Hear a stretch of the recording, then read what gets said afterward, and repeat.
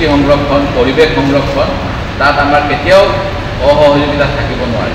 কিন্তু আদানী আম্বানীক যদি উচ্ছেদ কৰি ভূমিপুত্ৰসকলক উচ্ছেদ কৰি তেওঁলোকৰ ব্যৱসায় বৃদ্ধিৰ বাবে এই মাটি দিয়া হয়, তেতিয়াহ'লে সেইখিনিও আইনৰ বন্দীৰ মাজেৰে হ'ব লাগিব। বলপূৰ্বক উচ্ছেদৰ জৰিয়তে কেতিয়াও হ'ব নোৱাৰে। এই বিভিন্ন উদ্যোগৰ কথা কৈছে, এই উদ্যোগসমূহ কৰিবলৈ হ'লে চৰকাৰৰ SOP আছে, জনশুনানি হ'ব লাগে, পৰিৱেশ শুনানি হ'ব লাগে। সকলো ৰাইজে পানী নোপোৱাৰ এটা ব্যৱস্থা, ৰাজহুৱা শিক্ষা খণ্ডৰ অৱনতি, স্বাস্থ্য খণ্ডৰ অৱনতি, বনজ সম্পদৰ লুণ্ঠন, এই গোটেইবিলাক সমস্যাই আমাৰ ৰাজ্যখন যেতিয়া ভাৰাক্ৰান্ত কৰিছে, সেইখিনি সময়ত বিজেপি চৰকাৰখনে অসমত মানৱ অধিকাৰ ভংগ কৰি যি উচ্ছেদ অভিযান চলাইছে আৰু পৰিস্থিতিক অনৈতিকতাৰ চৰম সীমালৈ ঠেলি নিছে, ইয়াৰ আমি বিৰোধিতা কৰোঁ। 50,000 টকা দিয়াৰ কথা কৈছে। যদিহে তেওঁলোক প্ৰকৃত বাংলাদেশী, তেখেতসকলক ভাৰতৰ পৰা অসমৰ ভূমিৰ পৰা বিতৰণ কৰাটোহে আমাৰ দাবী। তেখেতসকলক কোনোপধ্যেই আৰ্থিক সাহায্য দিয়াটো আমি মানি নলওঁ।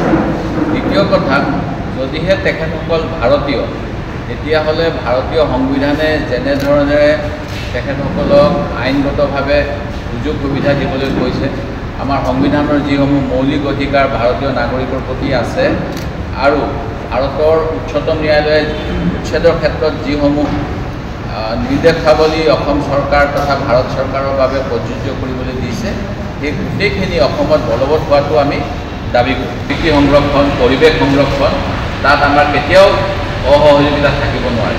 কিন্তু আদানী আম্বানীক যদি উচ্ছেদ কৰি ভূমিপুত্ৰসকলক উচ্ছেদ কৰি তেওঁলোকৰ ব্যৱসায় বৃদ্ধিৰ বাবে এই মাটি দিয়া হয়, তেতিয়াহ'লে সেইখিনিও আইনৰ বন্দীৰ মাজেৰে হ'ব লাগিব। বলপূৰ্বক উচ্ছেদৰ জৰিয়তে কেতিয়াও হ'ব নোৱাৰে।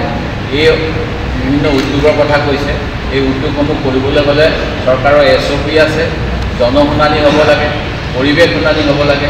সকলো ৰাইজে পানী নোপোৱাৰ এটা ব্যৱস্থা, ৰাজহুৱা শিক্ষা খণ্ডৰ অৱনতি, স্বাস্থ্য খণ্ডৰ অৱনতি, বনজ সম্পদৰ লুণ্ঠন, এই গোটেইবিলাক সমস্যাই আমাৰ ৰাজ্যখন যেতিয়া ভাৰাক্ৰান্ত কৰিছে, সেইখিনি সময়ত বিজেপি চৰকাৰখনে অসমত মানৱ অধিকাৰ ভংগ কৰি যি উচ্ছেদ অভিযান চলাইছে আৰু পৰিস্থিতিক অনৈতিকতাৰ চৰম সীমালৈ ঠেলি নিছে, ইয়াৰ আমি বিৰোধিতা কৰোঁ। 50,000 টকা দিয়াৰ কথা কৈছে।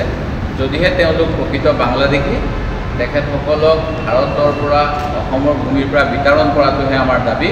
তেখেতসকলক কোনোপধ্যেই আৰ্থিক সাহায্য দিয়াটো আমি মানি নলওঁ।